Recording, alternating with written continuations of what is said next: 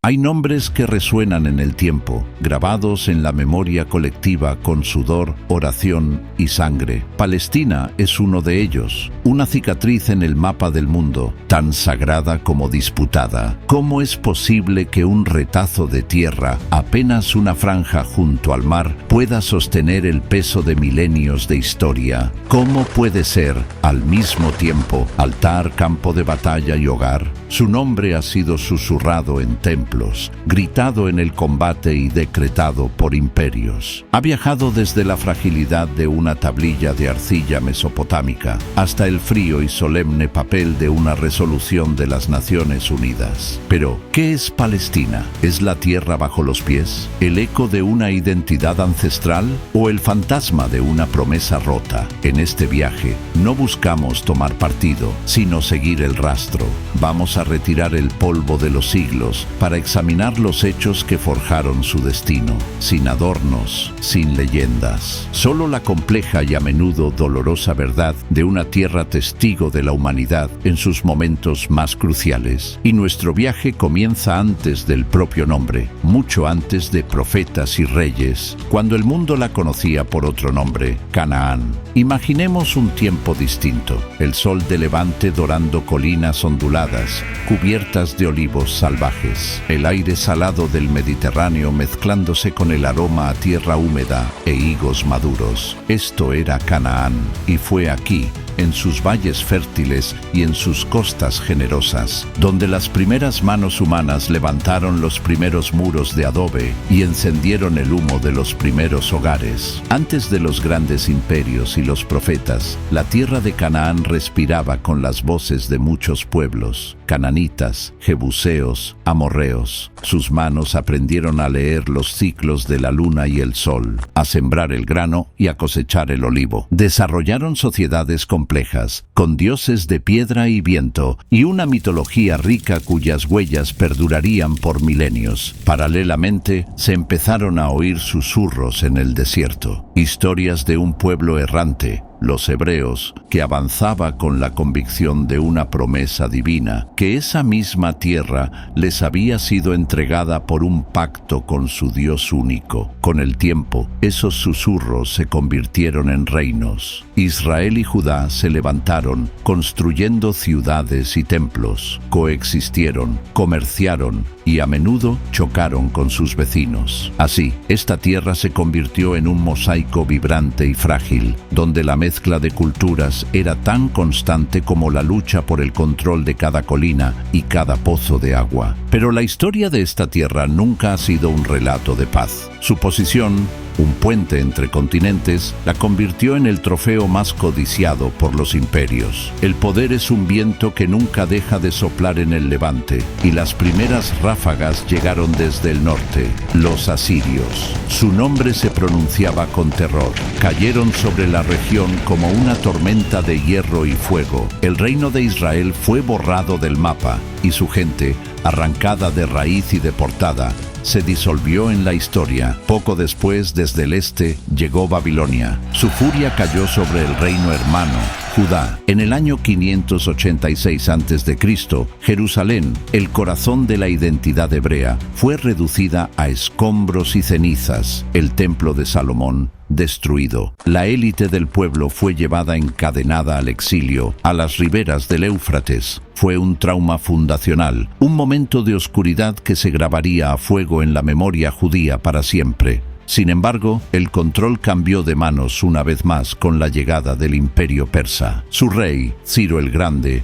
en un acto sin precedentes, permitió a los exiliados regresar a su tierra. Les dio permiso para reconstruir su templo en Jerusalén. Aunque seguían bajo dominio extranjero, Palestina recuperó un alma. Este periodo consolidó el vínculo inseparable entre la fe judía, su tierra ancestral y su identidad como pueblo, plantando las semillas de un legado espiritual que definiría el futuro. Pero cada imperio, como una duna de arena, es remodelado por el siguiente. Desde el oeste, a una velocidad nunca vista, cabalgó un nuevo conquistador, Alejandro Magno. Su espada no solo trajo un nuevo poder, sino también una nueva forma de ver el mundo, la cultura helenística. El griego se escuchaba en los mercados y la filosofía se debatía en las plazas. Tras su muerte, sus herederos, los seleucidas, intentaron ir más allá, imponiendo sus costumbres y su religión. Esta presión cultural encendió la chispa de la rebelión.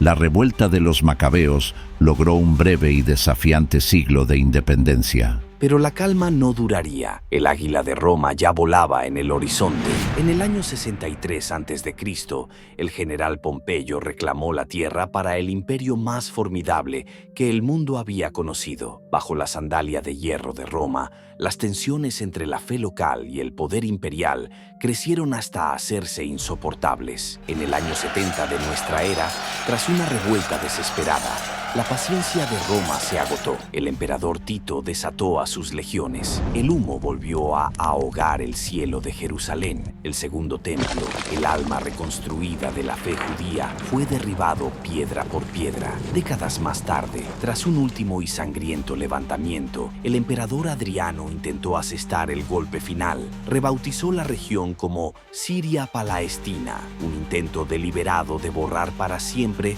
el nombre y la memoria judía de su propia tierra. Y entonces, de las cenizas de la rebelión y la conquista, nació una nueva fe que cambiaría el mundo. Mientras el eco de las legiones se apagaba, otro sonido comenzaba a oírse en Galilea y Judea. No era el choque de espadas, sino el murmullo de una historia de esperanza y redención. Para el creciente número de cristianos, Palestina se convirtió en algo más que un territorio. Era la Tierra Santa, el escenario físico donde su Salvador, Jesús de Nazaret, había nacido en un humilde pesebre, predicado en las colinas, muerto en una cruz romana y, según su fe, resucitado de entre los muertos. Cuando el propio Imperio Romano se arrodilló ante Cristo, con la conversión del emperador Constantino, la tierra se transformó una vez más. El poder imperial que una vez la aplastó, ahora la veneraba, levantando majestuosas basílicas sobre los lugares sagrados de Jerusalén, Belén y Nazaret. La tierra misma se estaba convirtiendo en un texto sagrado, leído y venerado por una nueva fe que pronto abarcaría el mundo. Bajo el águila de Bizancio, la Palestina cristianizada se convirtió en el corazón espiritual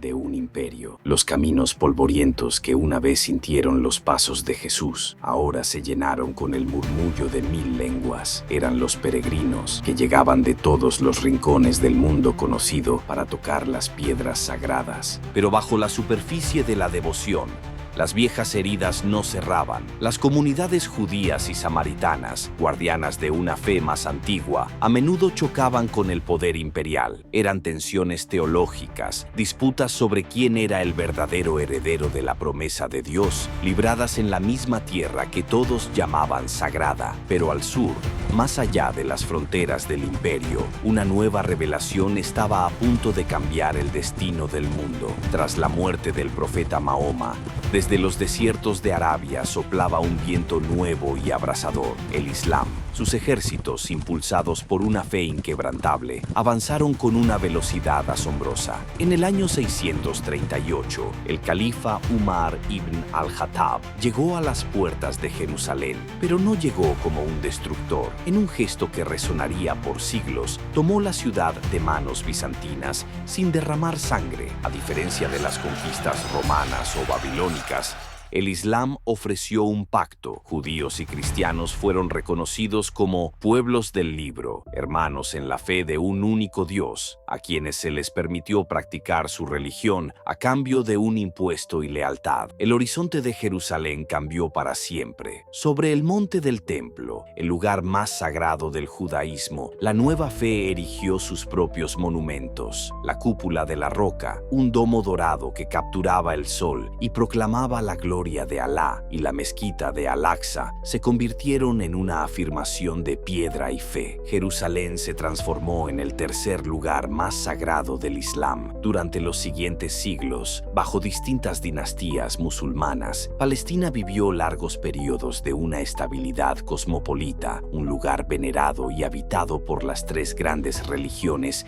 que la reclamaban como suya. Pero la noticia de esta tierra sagrada, ahora bajo gobierno musulmán, resonaba de forma muy distinta en otro rincón del mundo. A miles de kilómetros en Europa, el nombre de Jerusalén no era un símbolo de convivencia, sino una herida abierta, un llamado a las armas. A finales del siglo XI, la palabra del Papa Urbano II prendió fuego en los corazones de reyes, caballeros y campesinos por igual, convocando la Primera Cruzada. Su objetivo, recuperar la Tierra Santa para la cristiandad. En el año 1999, tras un asedio brutal, los ejércitos cruzados rompieron las defensas de Jerusalén. La conquista fue una carnicería. La ciudad santa, que había sido perdonada por el califa Umar, se ahogó en un baño de sangre. Musulmanes y judíos, hombres, mujeres y niños fueron masacrados en las calles y en sus lugares de culto, en un acto de fervor y barbarie que marcaría para siempre la relación entre Occidente y Oriente. Durante casi un siglo,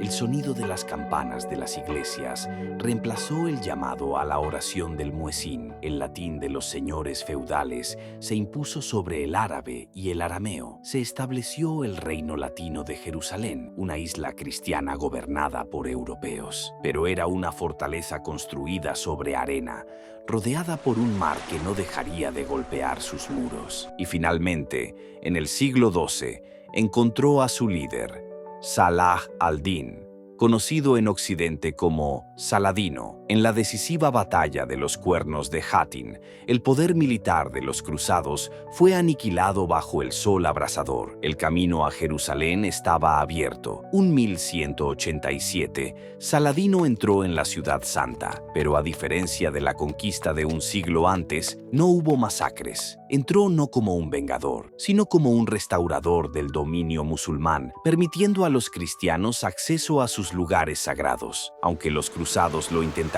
una y otra vez, nunca recuperarían su antiguo poder. La tierra volvió a manos de dinastías islámicas como los ayubíes y los mamelucos. Y entonces, en 1517, un nuevo poder colosal, nacido en Anatolia, extendió su manto sobre la región. Eran los otomanos. Durante los siguientes 400 años, Palestina viviría bajo el gobierno de Estambul. Fue un tiempo de una extraña y compleja calma. Los otomanos organizaron la sociedad bajo el sistema del Millet. Musulmanes, cristianos y judíos eran vistos como comunidades de fe distintas, cada una un mundo en sí mismo, gobernado por sus propias leyes religiosas y sus propios líderes. Aunque materialmente la región a menudo era pobre y mayoritariamente rural, espiritualmente seguía siendo un tesoro de valor incalculable, un faro para peregrinos de las tres fes. Pero en el siglo XIX, el aire comenzó a cambiar. Los ojos de las potencias europeas, hambrientas de influencia, se posaron de nuevo sobre esta tierra. No llegaron con ejércitos, al principio,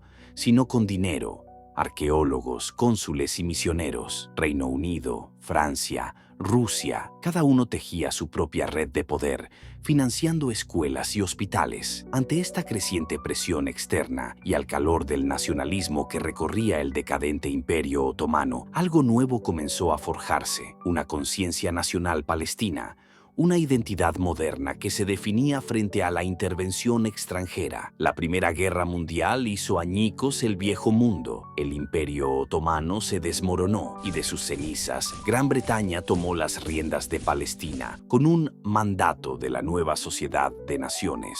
Pero los británicos no llegaron con las manos vacías. Traían consigo un documento de 1917, la Declaración Balfour, una sola frase que contenía la semilla de un conflicto futuro, la promesa de apoyar un hogar nacional para el pueblo judío en Palestina, con la condición de no perjudicar los derechos de las comunidades no judías existentes. Fue la chispa en un polvorín. Dos promesas contradictorias hechas sobre la misma tierra. Las décadas de 1920 y 1930 fueron un tiempo de fractura, impulsada por el sueño sionista y la pesadilla del creciente antisemitismo en Europa. La inmigración judía aumentó dramáticamente. Los palestinos árabes, sintiendo que su tierra se vendía bajo sus pies y que su futuro era decidido por otros, comenzaron a organizarse. Las protestas se convirtieron en huelgas y las huelgas en revueltas violentas. La tierra sangraba, atrapada en el fuego cruzado de sus propias promesas. Gran Bretaña perdió por completo el control. En 1947, un mundo horrorizado por el Holocausto buscó una solución. Las Naciones Unidas propusieron un plan desesperado: partir la tierra en dos estados, uno árabe y otro judío, con Jerusalén bajo control internacional. Para el liderazgo judío,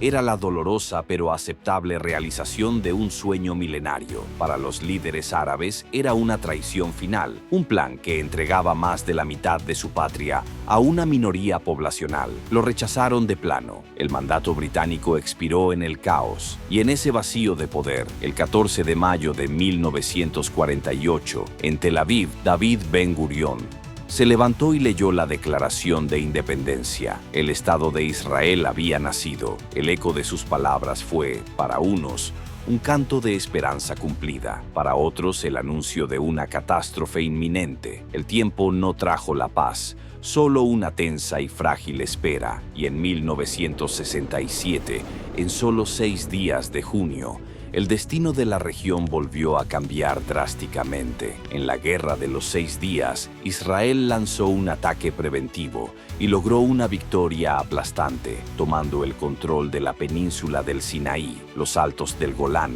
y lo que quedaba de la Palestina histórica, la Franja de Gaza, Cisjordania y, crucialmente, la ciudad vieja de Jerusalén. Comenzó una nueva era.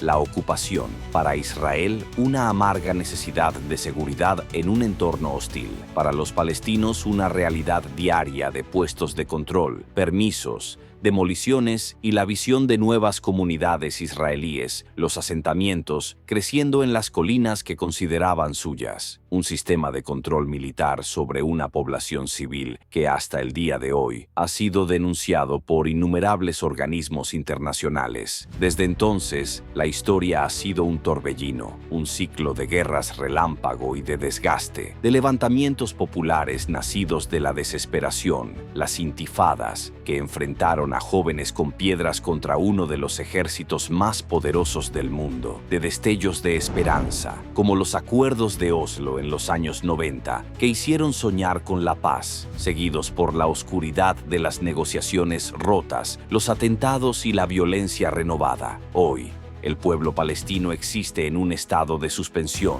Millones viven en la diáspora, otros en campos de refugiados que se han convertido en ciudades permanentes y otros bajo una ocupación que dura ya más de medio siglo. Las divisiones internas y la fragmentación política han hecho que la esperanza de un Estado propio, viable e independiente siga siendo un anhelo pendiente, una promesa que se aleja con cada nueva crisis. Al final, la historia de Palestina trasciende la política y los mapas. Es un espejo de la condición humana en su forma más cruda y concentrada, nuestras más profundas aspiraciones espirituales y nuestra sed de poder, la fe que construye templos y la violencia que los destruye, el anhelo de un hogar, el dolor del exilio y la indomable fuerza de la resistencia. Es un lugar donde las memorias ancestrales conviven con las heridas abiertas, donde cada piedra tiene un nombre, cada colina una historia y cada frontera una cicatriz. Una tierra pequeña que contiene las preguntas más grandes sobre justicia,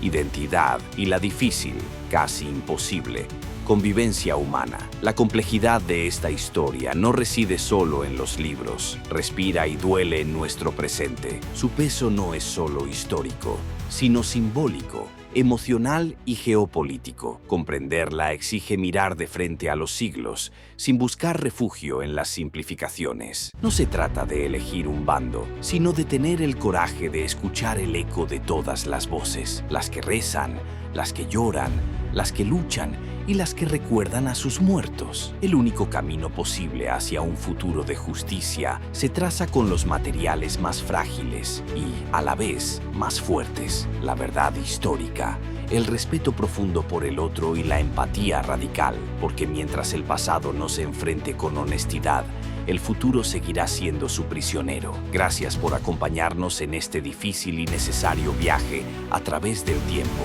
¿Qué otra historia compleja crees que merece ser contada con esta profundidad? Déjanos tu sugerencia en los comentarios. Recuerda, descubre el pasado para entender el presente. Si valoras este trabajo, suscríbete y acompáñanos en nuestro próximo video.